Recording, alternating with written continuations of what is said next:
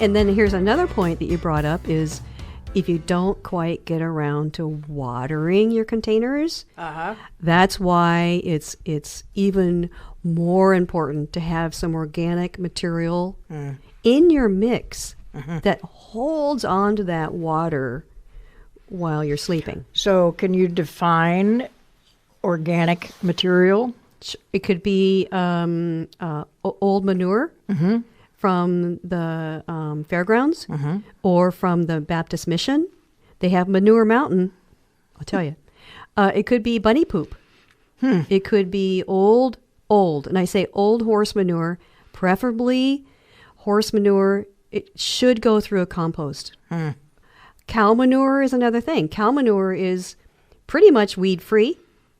And why would that be? Trivia of the day. What's the difference between a horse and a cow? Number of stomachs. Yes. So a horse has how many stomachs? One. A cowsie has four. Yeah, so it processes it more.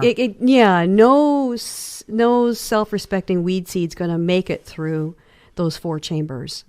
And so I am all for horse manure, which is great, but I try to run it through my compost. Or there's the other thing. Let's say you want to build some raised beds for this year. You've never had a raised bed, but you don't want to fill it up with really good stuff, as in maybe store-bought bags of potting soil. Right. So fill it up 3/4 full with chunky stuff. Sticks, kelp, manures. Things that will decompose and break down. It could be even spruce bits and branches that you raked off your lawn. All that stuff. Just fill it. And that's what we did. Yeah. Every once in a while, I'll take some of those big containers and empty most of the soil out, let it sit through the winter, and then I restart. And my flowers are usually gorgeous those years that I do a restart. Yeah, they get all fluffed up, they can get those roots down in there. If you do that kind of thing, don't plant perennials, because it's like the cereal box on the side. It says some settling of contents will occur during shipping and handling. Right. So it'll settle a good 2/3. Oh, I would think. And then top it off, and then next year you can put in a perennial if you want. Like rhubarb for a few years. It works. Yeah. So, and rhubarb is so hardy, even if it did settle, it probably would be okay. It would probably be okay. Yeah. Isn't that great?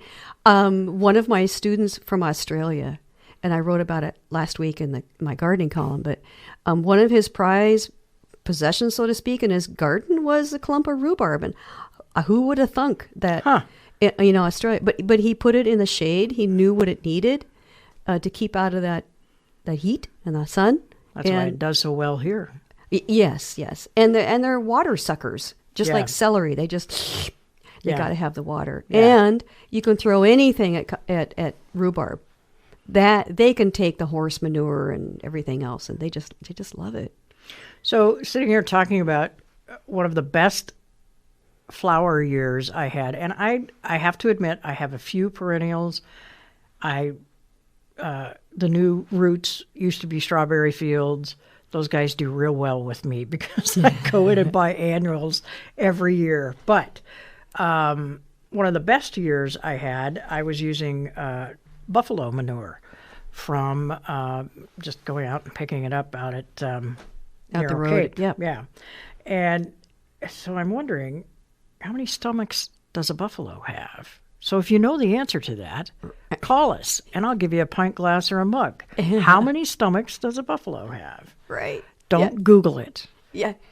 486-3181. They make great Frisbees, by the way. Not the buffalo. You're talking about the buffalo poop? Manure.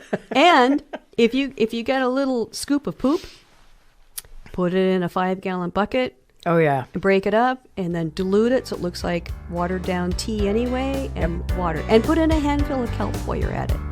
Yeah. Totally. Super poo. Super poo. We don't have Zoodoo here, but we can have super poo. Buffalo poo or something like that. Yeah.